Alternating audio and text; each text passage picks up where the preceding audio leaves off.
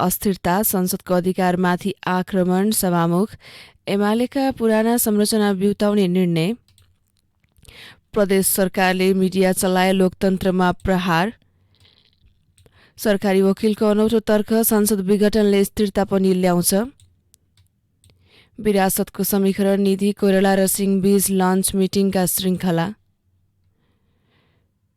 स्विडेनका प्रधानमन्त्रीद्वारा राजीनामा र इङ्ल्यान्ड 9 वर्षपछि युरो कपको क्वार्टर फाइनलमा लगायत आजका अखबारमा प्रकाशित विभिन्न सामग्री छन्। ओ माय गॉड विनिता, तिम्रो घरमा त अल्ट्राटेक ब्रान्डको सामान मात्रै पो देख्छु। हो नि, हाम्रो घरमा त अल्ट्राटेक ब्रान्डका घरायसी सामानले भरिएको छ। बलियो र टिकाउका साथै भरपर्दो सेवाको लागि टुक्क छु। त्यही त, kitchen chimney, cooking range, oven, fridge, induction चुलो, इन्फ्रारेड चुलो, स्ट्यान्ड फ्यान, वल फ्यान र आरो फिल्टर पनि रहेछ। यो आरो फिल्टरमा त तातो पानी र चिसो पानी पनि आउँछ, अनि तरकारी फलफुल पखाल्न डिटक्सिफायर पनि छ। म पनि आजै अल्ट्रा शोरूम जान्छु र सबै सामान लिएर आउँछु। कहाँ जाँदा उचित होला? अल्ट्राका घरायसी सामान देशैभर उपलब्ध छ। नजिकैको डिलर तथा डिस्ट्रिब्युटरमा जाने नि। For more details, visit www.ultragroup.com.np.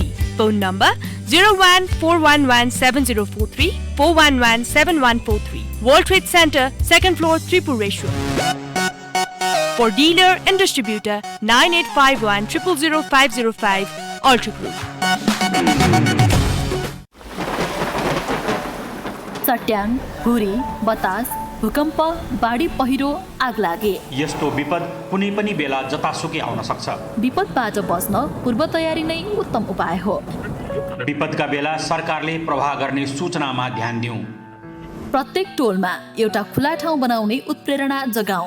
त्यही खुला ठाउँले विपदमा ज्यान जोगाउँछ। तर चट्याङ आउँदा घरबाट बाहिर ननिस्क्यौं र विद्युतीय सामग्री प्रयोग नगरौँ। यस्ता जुनसुकै विपदमा बालबालिका र वृद्धलाई थप सहयोग र संरक्षण चाहिन्छ। आफू पनि बचाऊ र उहाँहरूलाई पनि बचाऊ। प्रदेश सरकार, आन्तरिक मामिला तथा कानुन मन्त्रालय, सञ्चार रजिस्ट्रारको कार्यालय, बागमती प्रदेश।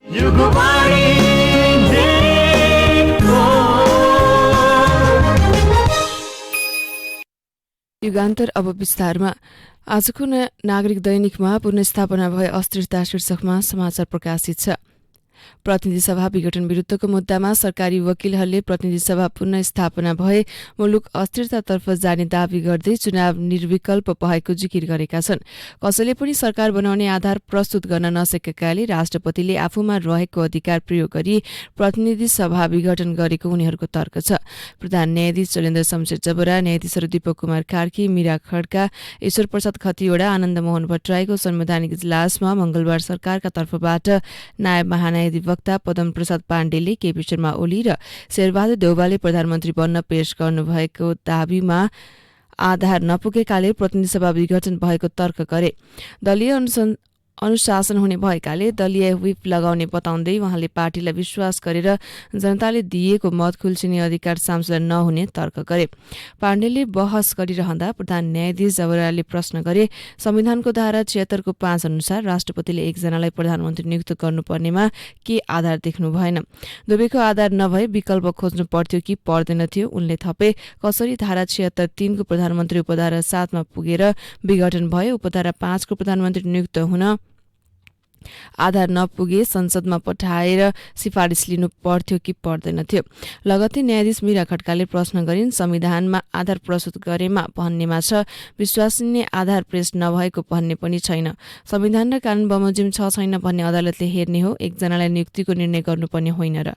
त्यसपछि नायब महाधिवक्ताका पाण्डेले प्रधानमन्त्री नियुक्ति राष्ट्रपतिले नै गर्ने र प्रतिनिधि सभा विश्वासको मत प्राप्त गर्ने ठाउँ भएको बताए। राष्ट्रपतिलाई विश्वसनीय आधार छ कि छैन भनेर जाँच्न संसद छ नि, न्यायाधीश खड्काले भनिन्। राष्ट्रपतिले निर्णय गर्न बाहेकको अर्को उपाय थिएन उनले बताइन्। उनले भारतको समेत अभ्यास उल्लेख गर्दै प्रधानमन्त्री कसलाई बनाउने भन्ने अधिकार राष्ट्रपतिको भएको दोहोऱ्याए। त्यतिकैमा प्रधान न्यायाधीशले सोधे, विघटन नगरीको उदाहरण छैन? यो प्रश्नले इजलासमा हाँसो फैलिएको थियो। पाण्डेले धेरैजसो भारतको संसद विघटनका उदाहरण पेश गरेका थिए। त्यसै क्रममा न्यायाधीश आनन्द मोहन भट्टराईले भारत र नेपालको राष्ट्रपतिको अधिकारमा के फरक छ भनी सोधेका थिए। नागरिक दैनिकमा समाचार उल्लेख छ। त्यही नै संसदको अधिकारमाथि आक्रमण सभामुख शीर्षकमा अर्को समाचार राखिएको छ। प्रतिनिधि सभाका सभामुख अग्निप्रसाद सापकोटाले संसदको अधिकारमाथि राष्ट्रपति विद्यादेवी भण्डारीबाट आक्रमण भएको बताउनु भएको छ। संसदको अधिकारमाथि राष्ट्रपतिबाट आक्रमण भएको छ। प्रमुख सञ्चार माध्यमका सम्पादकसँग मंगलबार प्रतिनिधि सभा बैठक स्थल अन्तर्राष्ट्रिय सम्मेलन केन्द्रमा अन्तर्क्रिया गर्दै सापकोटाले भन्नुभयो, यसअघि सर्वोच्च अदालतले गरेको फैसला समेत उल्लङ्घन भएको छ। विघटन विरुद्धको मुद्दामा सर्वोच्चको पूर्ण पाठ समेत नआई संसद विघटन भएको छ।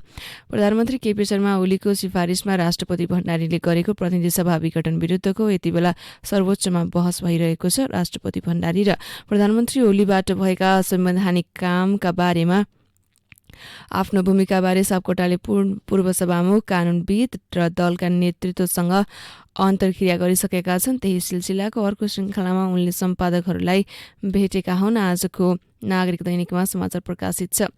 त्यस्तै आजको नयाँ पत्रिका दैनिकमै सरकारी वकिलको अनौठो तर्क, संसद विघटनले स्थिरता पनि ल्याउँछ शीर्षकमा त्यही समाचार राखिएको छ, जहाँ सरकारी वकिललाई इजलासका प्रश्न शीर्षकमा अर्को समाचार राखिएको छ। नायब महान्यायाधिवक्ता पाण्डेको प्रश्न रहेको छ, भारतको उदाहरणको क्याजुअल केयर भन्दा श्रीमान पटक पटकको विघटनले पनि पार्लियामेन्ट र गभर्मेन्टलाई स्थिर बनाउँछ, यसले त सरकार बनाउन सहयोग गर्नुपर्ने रहेछ। न्यायाधीश कतिवटाको रहेको छ। नेपालतिर पनि फर्केर हेरौँ। 2051मा डिजल्भ भयो, अदालतले पुनर्स्थापना गर्यो, फेरि 2052मा भयो, 2059मा भयो। इन्डियामा भएको सम्झिँदै गर्दा नेपालमा स्थायित्व नभएको पाटो पनि त सम्झिनुपर्ने होला नि, यसलाई कसरी हेर्ने भनेर विभिन्न प्रश्नहरू आजको नयाँ पत्रिकामा राखिएको छ। त्यही नै संसदमा प्रहार हुँदा शक्ति सन्तुलन बिग्रियो, सभामुख सापकोटा शीर्षकमा अर्को समाचार त्यही राखिएको छ। सभामुख अग्निप्रसाद सापकोटाले पटक पटक प्रतिनिधि सभामाथि प्रहार हुँदा राज्यका प्रमुख 3 अङ्ग कार्यपालिका, न्यायपालिका र व्यवस्थापिका बीचको शक्ति सन्तुलन नराम्ररी बिग्रिएको बताउनु भएको छ। सर्वोच्च अदालतको 11 फागुनको फैसला विपरीत प्रधानमन्त्री र राष्ट्रपतिले पुनः जेठमा प्रतिनिधि सभा विघटन गरेको र यो शक्ति पृथकीकरण, सन्तुलन र नियन्त्रणको सिद्धान्त विपरीत भएको सभामुख सापकोटाको भनाइ छ, समाचारमा उल्लेख छ। त्यस्तै आजको नयाँ पत्रिका दैनिकमा विरासतको समीकरण, निधि कोइराला र सिंह बीच लन्च मिटिङका श्रृङ्खला शीर्षकमा समाचार राखिएको छ। गएको एक सातामा काङ्ग्रेस नेताहरू विमलेन्द्र निधि, डाक्टर शशाङ्क कोइराला र प्रकाशमान सिंह बीच 3वटा लन्च मिटिङ भए। 7 असारमा बानेश्वर स्थित निधि निवासमा, 11 असारमा महाराजगञ्ज स्थित कोइराला निवासमा र 15 असारमा चाक्सीबारी स्थित सिंह निवासमा भएका लन्च मिटिङको मुख्य एजेन्डा काङ्ग्रेसको 14औं महाधिवेशनको नेतृत्व कब्जासँग सरोकारमा केन्द्रित भयो। सबैभन्दा महत्त्वपूर्ण यो छ, निधि कोइराला र सिंह बीच लन्च मिटिङका श्रृङ्खलामा विरासत बचाउने समीकरणको कोसिस छ। प्रजातन्त्र स्थापना पछिको 2015को पहिलो संसदमा काङ्ग्रेसले बहुमत पायो। त्यसबेला काङ्ग्रेसका संस्थापक बीपी कोइराला प्रधानमन्त्री बने। अर्का संस्थापक महेन्द्र नारायण निधि संसदको उपसभामुख र गणेशमान सिंह निर्माण तथा यातायात मन्त्रीको भूमिकामा रहे। 2048को आम निर्वाचनपछि बीपीका भाइ काङ्ग्रेसका तत्कालीन महामन्त्री गिरिजाप्रसाद कोइराला प्रधानमन्त्री भएपछि कोइरालाले मन्त्री पद त्यागे, समाचारमा उल्लेख छ। बीपी पुत्र डाक्टर शशाङ्क कोइराला, गणेशमान पुत्र प्रकाशमान सिंह र महेन्द्र नारायण पुत्र विमलेन्द्र निधि 14औं महाधिवेशन नेतृत्वमा लिनका लागि बलियो समीकरणको प्रयासमा छन्। तर विरासत सहित समीकरणको प्रयास गरे पनि तिनैजना सभापतिका दावेदार रहेकाले सहज भने भएको छैन। आजको नयाँ पत्रिका दैनिकमा समाचार उल्लेख छ। त्यस्तै आजको नयाँ पत्रिका दैनिकमै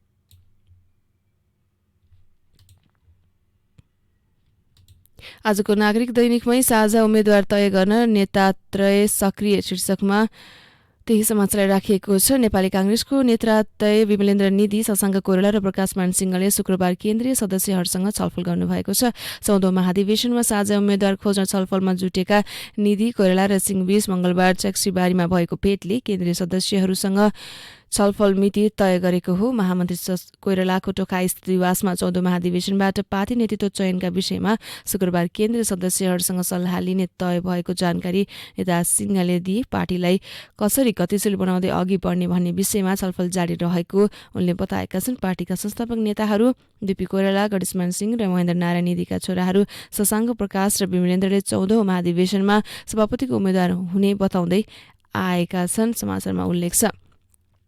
त्यस्तै एमालेका पुराना संरचना बिउताउने निर्णय शीर्षकमा अर्को समाचार आजको नागरिक दैनिकमा राखिएको छ। एमाले अध्यक्ष एवं प्रधानमन्त्री केपी शर्मा ओलीले पार्टीलाई 9 महाधिवेशनको पुरानै संरचनामा फर्काउने निर्णय गराएका छन्। पुराना सबै कमिटी बिउताए माधव नेपाल समूहलाई मिलाउने तयारी गरिरहेका अध्यक्ष ओलीले मङ्गलबार साँझ आफू निकट स्थायी कमिटी सदस्यहरूको बैठक राखेर सो निर्णय गराएका हुन्।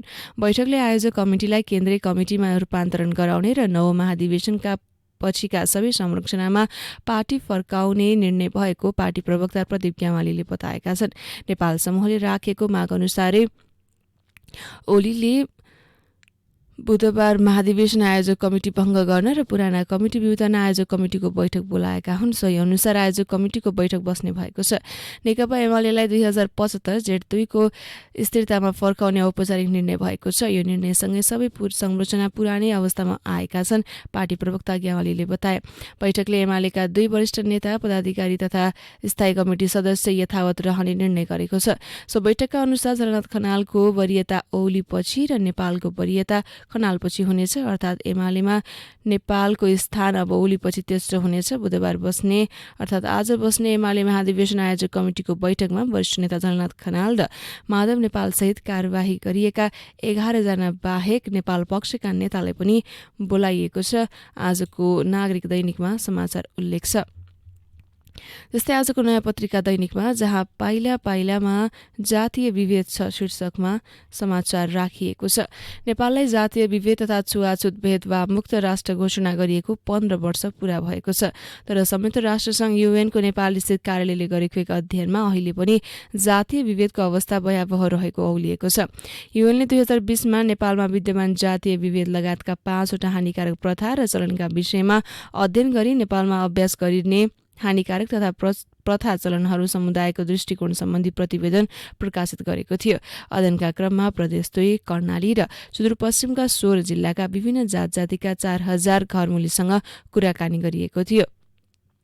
प्रतिवेदन अनुसार सर्वेक्षणमा सहभागी 97% आफ्नो समुदायमा जातीय विभेद हुने गरेको बताएका छन्। 74% दलितले गैर दलितको घर भान्सामा प्रवेश नपाउने गरेको बताएका छन्। कर्णाली र सुदूरपश्चिममा 54% र प्रदेश 2मा 46%ले दलितलाई आफ्नो घरभित्र प्रवेश गर्न नदिने गरेको प्रतिवेदनमा उल्लेख छ। दोस्रो जनआन्दोलनपछि पुनर्स्थापना संस्थाले 21 जेठ 2063मा नेपाललाई छुवाछुत मुक्त राष्ट्र घोषणा गरेको थियो। जातीय भेदभाव तथा छुवाछुत कसुर र सजाय ऐन 2075ले जातका आधारमा हुने छुवाछुत, बहिष्करण र प्रतिबन्धहरूको अपराधीकरणका गरी पीडकलाई 3 वर्षको जेल र 2 लाखसम्मको जरिवानाको व्यवस्था गरेको छ।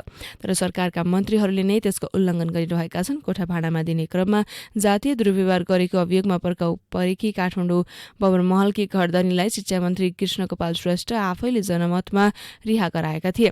प्रहरी कार्यालयमा पुगेका उनले फौजदारी अभियोगलाई लागेकी घरधनीलाई छुट्याएर आफ्नै गाडीमा राखेर घरसम्म पुर्याएका थिए।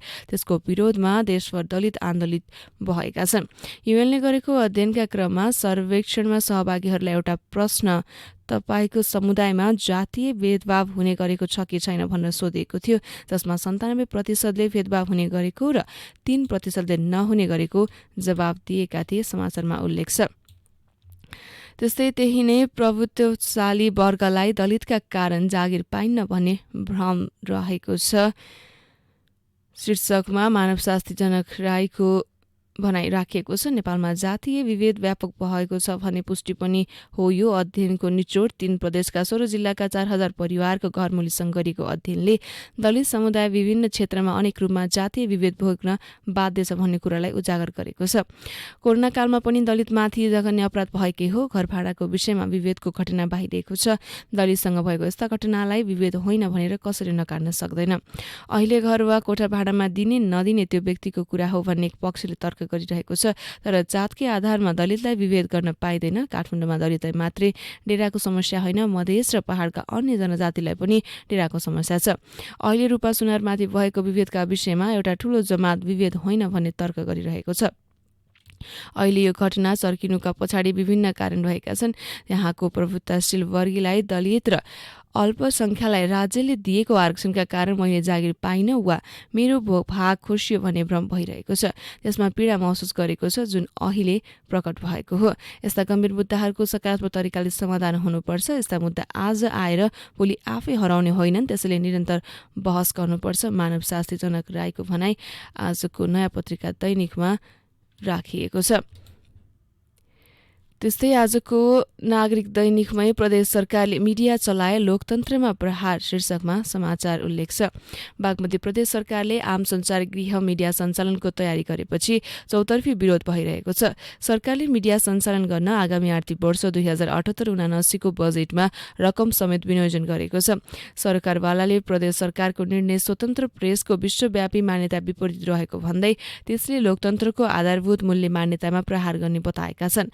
नेपाल पत्रकार महासंघ केन्द्रीय समितिले मंगलबार हेटौडामा आयोजना गरेको प्रदेशको सञ्चार नीति बारे संवाद कार्यक्रममा सहभागी अगुवा पत्रकार, जनप्रतिनिधि तथा प्रदेश सांसदले मिडिया सञ्चालन गर्ने निर्णय सरकारले फिर्ता लिनुपर्नेमा जोड दिएका छन्।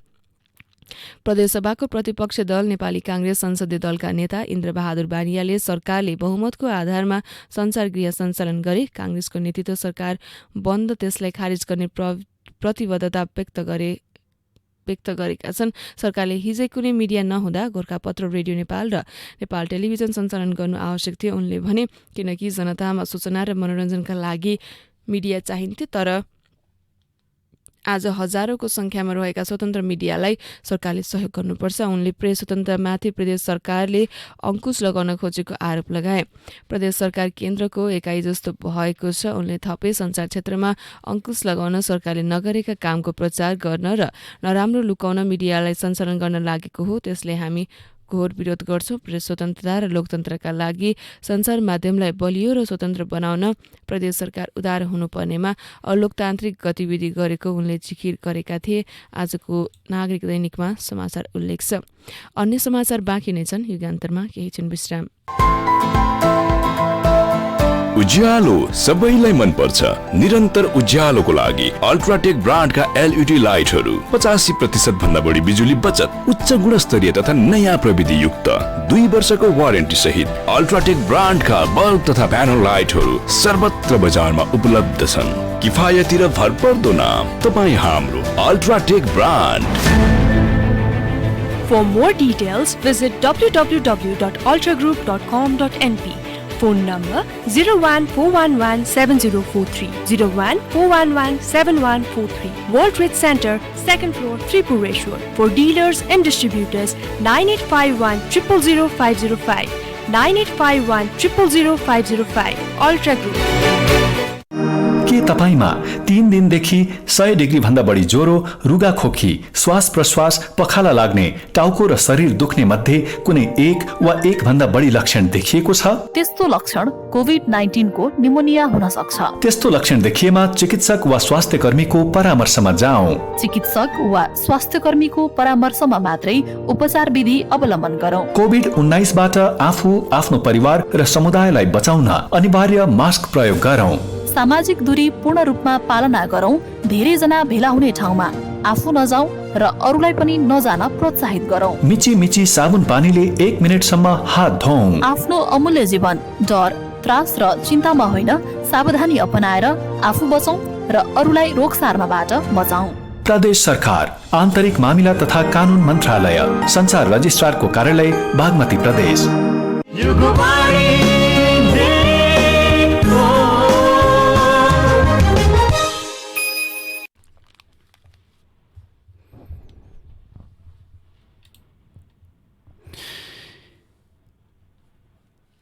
युगान्तरमा पुनः स्वागत छ। अब बाँकी खबर।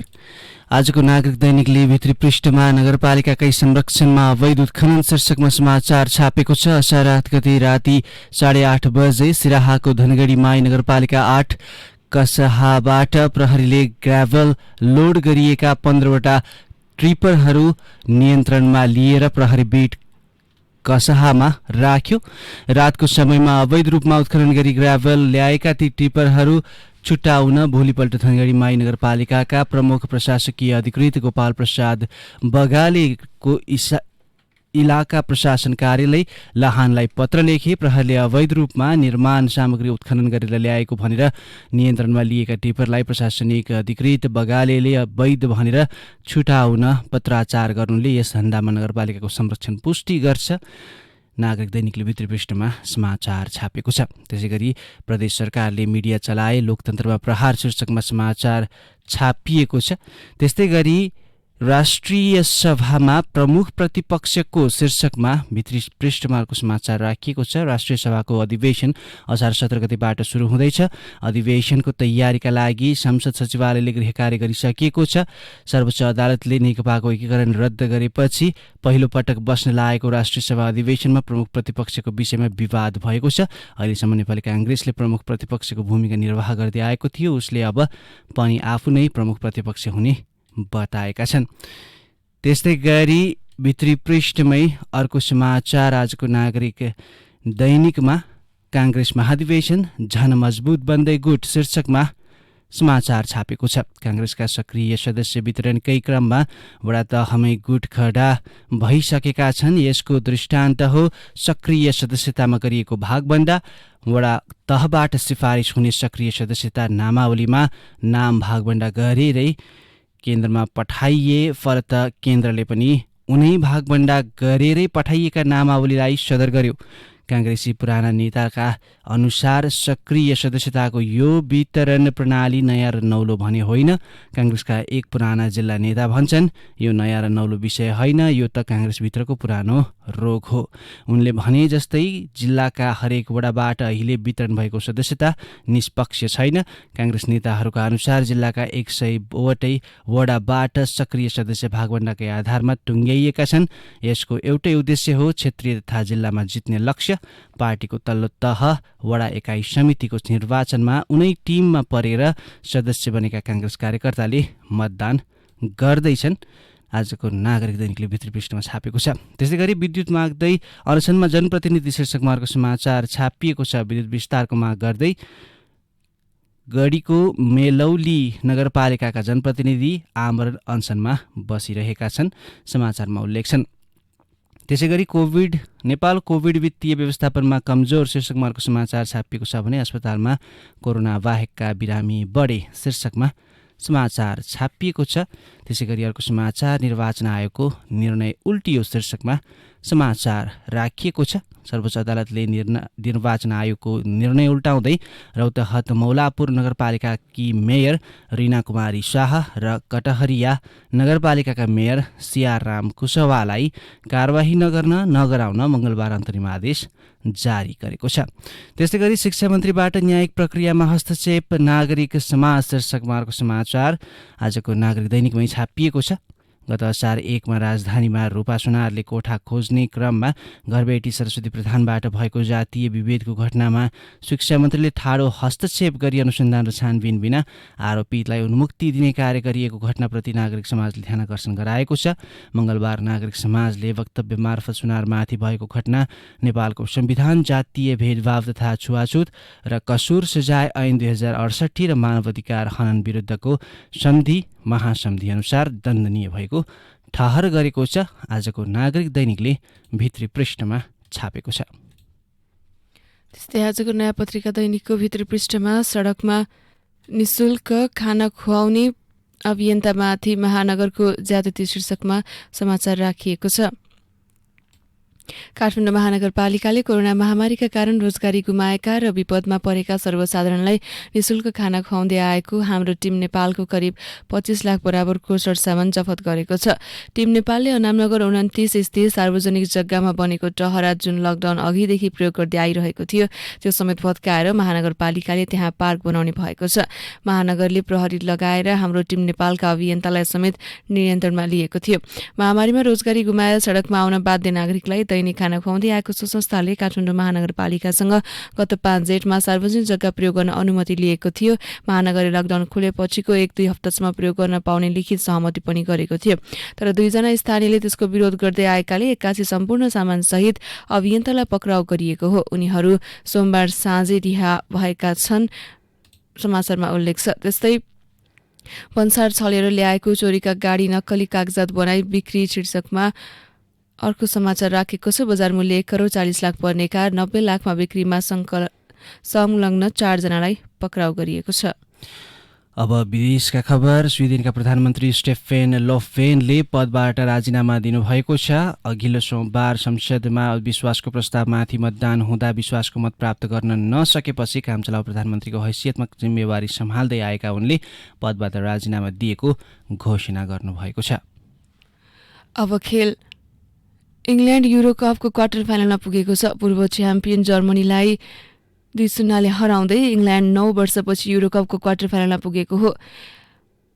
वेम्बली भएको खेलमा 3 पटकको च्याम्पियनसिप जर्मनीलाई पाखा लगाउन इङ्ल्यान्डको जितमा रहिम स्टर्लिङ र हेरी केनले 1-1 गोल गरे। पहिलो हाफमा दुवै टिमले दुईवटा उत्कृष्ट मौका खेरा फालेका थिए। पहिलो हाफ गोल रहित बराबरी भएको खेलको 75औं मिनेटमा इङ्ल्यान्डले अग्रता बनाएको हो। अब आजका अखबारमा प्रकाशित सम्पादकीय विचार। आजको नागरिक दैनिकले धन्य धान दिवस शीर्षकमा सम्पादकीय छापेको छ। वर्षको एक दिन धान दिवस मनाउने र विभिन्न नारा तय गर्दैमा उत्पादकत्व बढ्दैन। धान दिवसको सार्थकता त्यो बेला साबित हुनेछ जुन बेला धानमा हामी आत्मनिर्भर हुन सक्छौं। त्यसैगरी दलित अधिकार र कानुनी शासन शीर्षकमा इन्दु तुलाधरको लेख छापिएको छ। सरकारी वकिल कार्यालयले मुद्दा नचलाउने भनेको छैन, तर समर्थन र विरोधमा जुन कित्ता छुट्टिने र छुट्याउने कार्य भएको छ र घटनालाई आफू अनुकूल राजनीतिकरण गर्ने कोसिस भइरहेको छ, यो सुखद छैन। आज जुन रूपमा रूपा सुनार र सरस्वती प्रधानको जातीय भेदभावसित जोडिएको प्रकरण अगाडि बढेको छ वा बढाउन कोसिस हुँदैछ, नेवार तथा दलित दुवै समुदायले आफूहरू विरुद्ध राज्य पक्षबाट भएको उत्पीडन र भेदभाव विरुद्ध जनमत तयार गर्ने अवसरका रूपमा प्रयोग गर्न खोजिरहेको भान हुन्छ, लेखमा भनिएको छ। त्यस्तै आजको नयाँ पत्रिका दैनिकमा काली गण्डकी हैकमले निम्ताएको विवाद शीर्षकमा सम्पादकीय उल्लेख छ। लुम्बिनी प्रदेशको हितमा संघीय सरकारले गण्डकी प्रदेश सरकारको व्यवस्था गरी उसको अधिकार क्षेत्रभित्र हस्तक्षेप गरेको हुनाले काली गण्डकी तिनाउ डाइभर्जन आयोजनाको चर्चासँगै विवाद सुरु भएको हो, सम्पादकीयमा उल्लेख छ। त्यस्तै भनिसाध्य छैन कम्युनिस्टका दुःख शीर्षकमा नरेन्द्र जङ पिटरको अग्रलेख प्रकाशित छ। जे छ भन्न र देख्न नसक्नु, जे छैन र होइन त्यही भन्नु र देख्नु कम्युनिस्टको बाध्यता हो, लेखमा उल्लेख छ। अब आजको सुविचार। मेरो उन्नतिको रहस्य हो कहिल्यै हिम्मत नहार्नु, अल्बर्ट आइन्स्टाइन। यिनै सामग्रीसँगै हामी युगवाणी मिडिया नेटवर्कको प्रस्तुति बिहानी खबर सङ्गालो युगान्तरको अन्त्यमा आइपुगेका छौं। दैनिक अखबारमा प्रकाशित खबरहरू समेटेको कार्यक्रम युगान्तर आजलाई यति नै। भोलि बिहान 5:30 बजे तपाईँ हाम्रो भेट हुने नै छ। त्यतिन्जेलसम्मका लागि प्रज्वल साकी र अनुसार बिदा हुन्छौं। हामीलाई सुन्दै रहनुहोला। तपाईँको दिन शुभ रहोस्। नमस्कार।